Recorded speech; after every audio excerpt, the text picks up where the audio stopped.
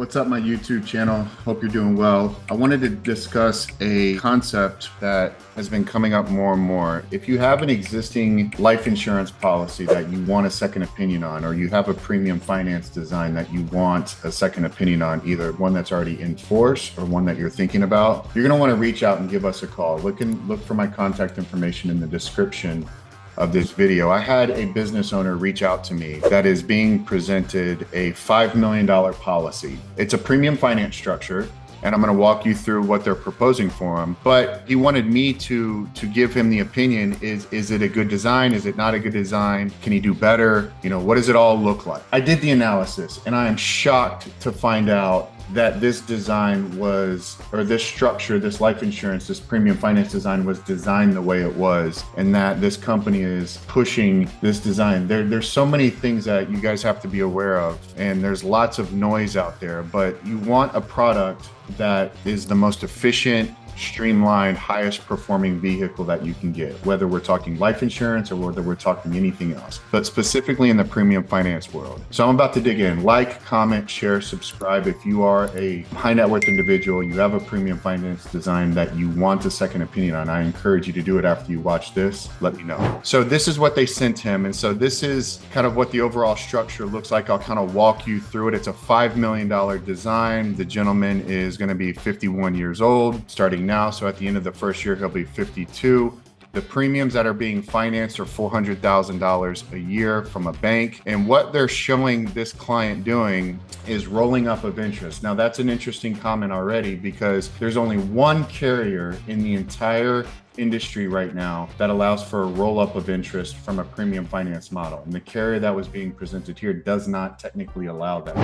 And so that's already the first bit of misinformation that this client was getting. But to keep apples to apples from a comparison, I also showed a roll up of interest. And one of the carriers in our design is that one carrier that I mentioned allows to do this in the industry. But we'll keep going. So they're rolling the interest. They're not paying the interest out of pocket. So it pushes all of the client's liability or exposure to what is the projected collateral that they're going to have to pledge each and every year. And so this says that the client would have to start with a $190,000 pledge year one. It would increase to $471,000 at the peak.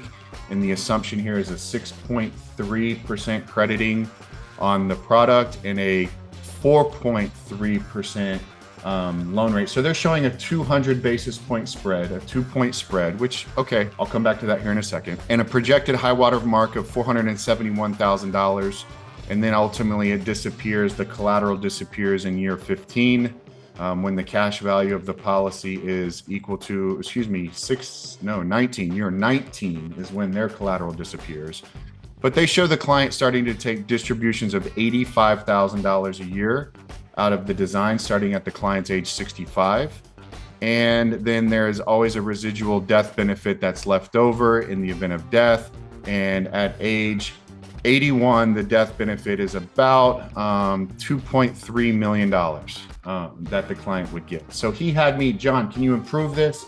Can you make this better? Am I getting a good design?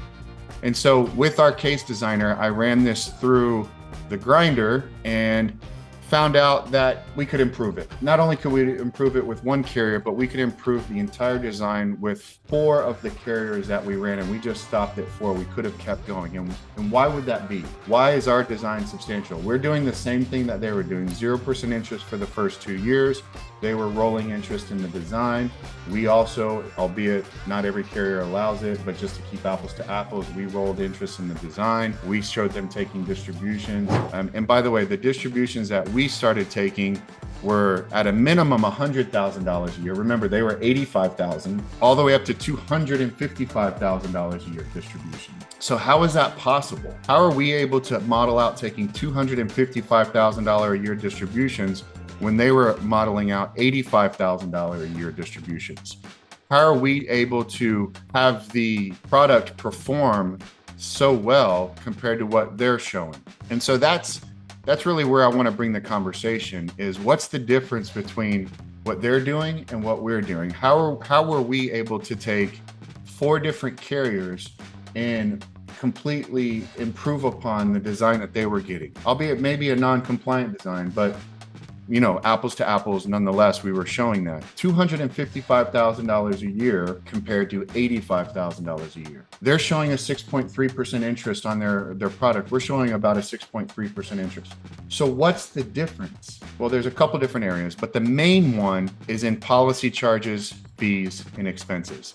So if we take the premium charge, every product has this, the premium load or the premium charge, the administrative riders and charges, the non-guaranteed insurance expenses, and then the non-guaranteed coverage charge, and you add all that up for the first 10 years in the product and this is a $5 million product, their 10-year charges were $638,000, 345.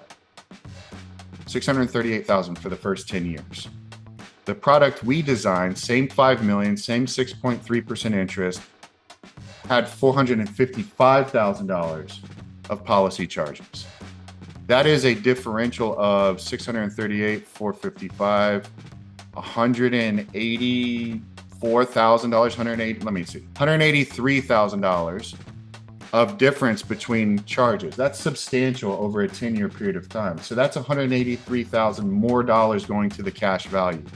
And if you look at the end of 10 years in our design, the projected cash value is $5,006,000. Their projected cash value is 4.75.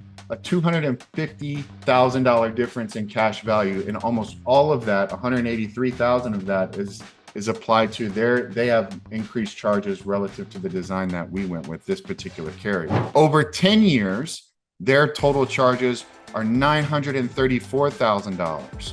And the product we decided to go with had 10-year charges of $683,000, a $251,000 differential, $251,000. And the cash value projected in our design, $9.2 million. Cash value projected in their design, $8.7 million, a $500,000 differential because of policy charges, fees, and expenses. And the more cash value you have, the more distribution. So why would they decide to go with this design when they have the ability to shop the entire marketplace that we do? I don't have an answer for that, but we will shop the marketplace for you. We will make sure that you're getting the absolute best-in-class design that you can get. And every carrier is different at every different level. They're not all the same for a male at 55 versus a male at 65 versus a female at 42 or a female at 55, right? They're all different. 10 million, 20, 30 million. They all have their sweet spot. You have to work with a competent group of premium finance specialists so that we can put the design together. If you already have one, shoot it over to us. Let us review this. Are you getting the best bank loan? Are you getting the best terms? Is it non-personal guarantee, no recourse? Is the product the most efficient product? Are you getting the best product in the marketplace that exists today? Are you stuck with a product that was good 10 years ago, 5 years ago, 3 years ago, but it is antiquated and the insurance company did not do a good job of keeping up with it? So make sure you like, comment, share, subscribe. Check out our other videos. This was just a short video to kind of explain an analysis of a policy review, a premium finance review. Hope you found it helpful.